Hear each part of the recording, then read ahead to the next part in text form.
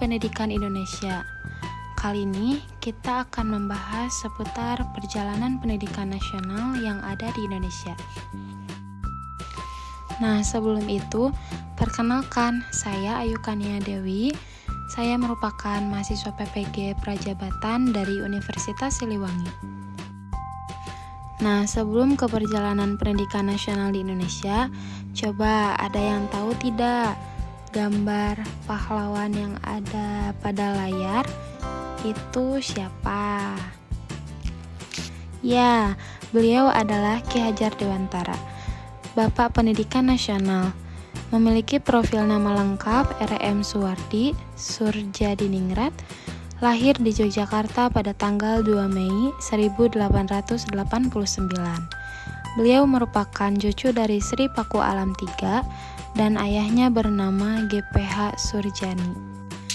Nah, Bapak Pendidikan Nasional kita ini sangat erat kaitannya dengan perjalanan pendidikan nasional di Indonesia. Sebenarnya apa saja sih yang beliau alami dalam revolusi pendidikan di Indonesia?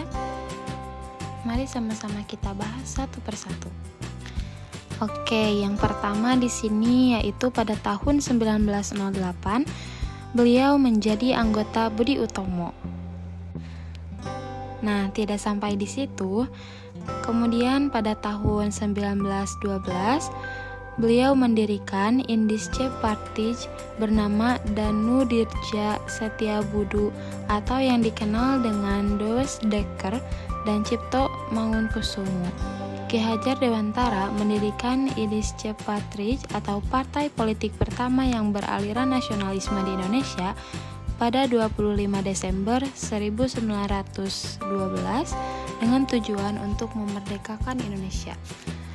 Kemudian, dalam masa perjalanan hidupnya, beliau tentunya tidak menyangka akan mengalami hal seperti ini. Ya, benar. Beliau mengalami yang namanya diasingkan. Kemudian, apa yang beliau lakukan sehingga beliau diasingkan? Ternyata, Ki Hajar Dewantara secara terus-menerus melontarkan kritiknya kepada kolonial Belanda.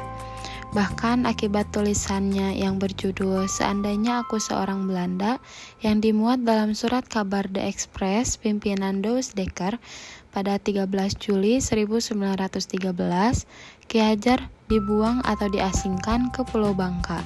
Pada tahun 1913, Ki Hajar Dewantara yang kala itu berusia 24 tahun diasingkan ke Belanda bersama dua rekannya, yaitu Doos Dekker dan Cipto Mangunkusumo.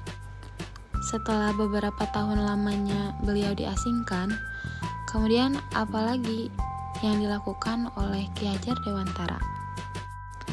Ya, benar.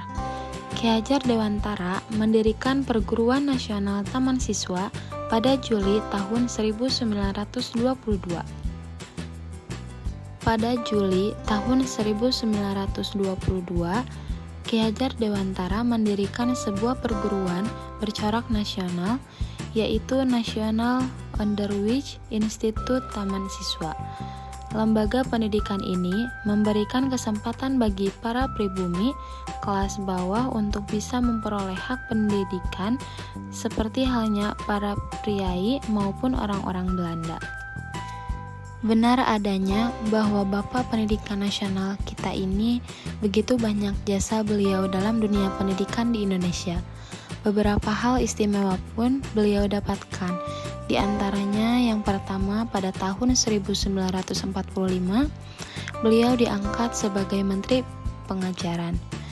Kemudian yang kedua, pada tahun 1959, beliau dinobatkan sebagai Bapak Pendidikan Nasional. Kemudian yang terakhir, pada tanggal 2 Mei, yaitu hari lahirnya beliau, kemudian dijadikan sebagai Hari Pendidikan Nasional di Indonesia. Nah, mungkin sekian yang dapat saya sampaikan mengenai filosofi pendidikan Indonesia pada topik perjalanan pendidikan nasional. Mohon maaf apabila ada kekurangan. Wassalamualaikum warahmatullahi wabarakatuh.